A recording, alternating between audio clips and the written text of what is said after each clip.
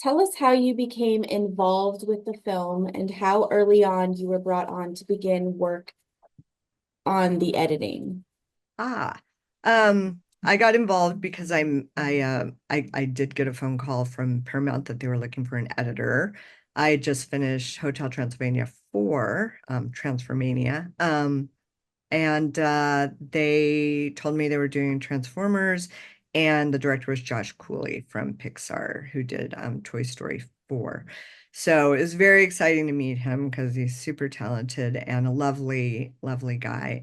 So we hit it off pretty much right away.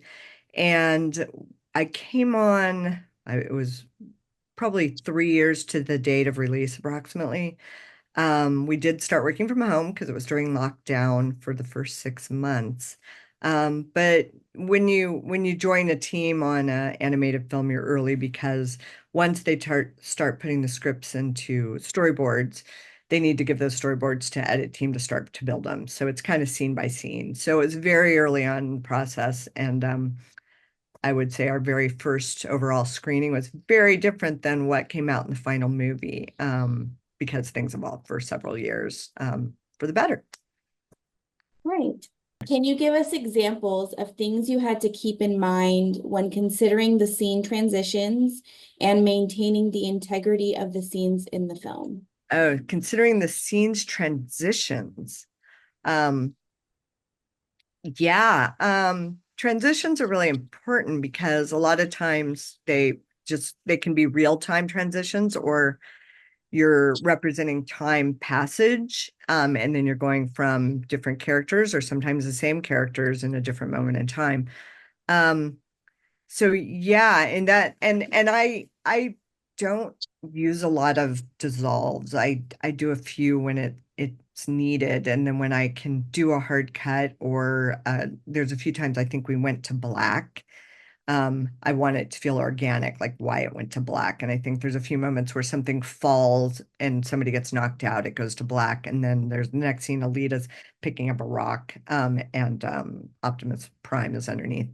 So yeah, I mean those are just important for the rhythm and the overall movie, and tracking at the characters and where they are in time. So I don't know if I gave the best example, but yeah, that's generally it. Great. And when working with animation, what challenges do you experience and how do you make it work? In what challenges of animation?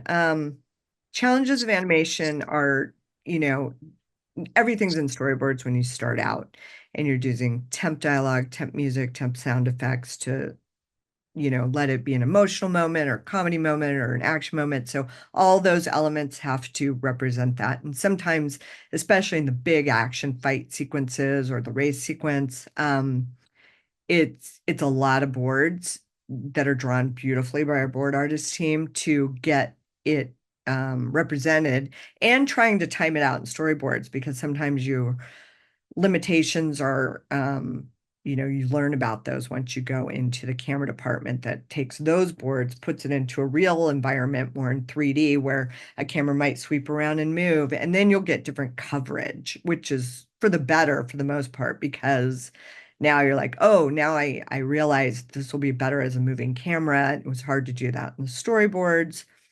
And then we can track our characters better. We can jump from the front of them to the back of them.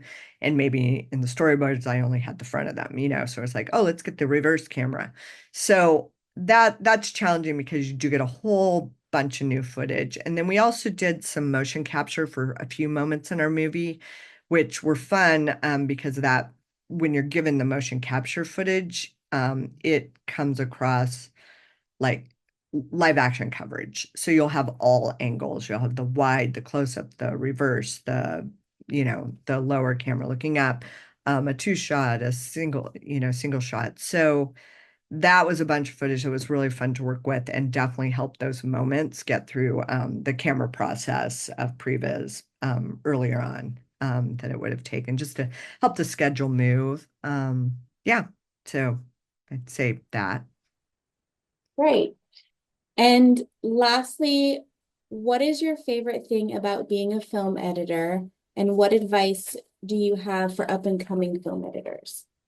Ah, um, my favorite thing about being a film editor is, I would say, working closely with the director and the entire team, producers, art directors, the camera cinematographer, sound, music. I mean, it's across the board. So you're kind of the hub of the filmmaking process. Like everything does start coming through animation and I mean, coming through editorial and then finishes going out of editorial. So we're sort of the keeper of the whole thing, even though there's a army of people working everywhere with its animation, lighting, and everything. And then you're the keeper of the story. You're tracking the story for several years, trying to constantly improve upon it with your team and your director. And I mean, that's what I love about it. And it's all very creative. So it's the best of all worlds. Technical, creative, like working with the team and storytelling. Um, and I'd say for anybody who wants to get into editing or editing animation is you just need to start doing it in all departments, in all realms of areas you could be an editor, whether it's commercials or live action or animation. I didn't even know there was animation until I started to work in the professional world. Music videos, the news, like there's everything. So just try to keep working and then you'll find what really resonates with you, whether it's a documentary or animation or features. And do it as much as you can. And then work with people who are doing it, like as a production assistant or an assistant editor or whatever you can get, just so you're surrounded by, the creative process and you learn from it.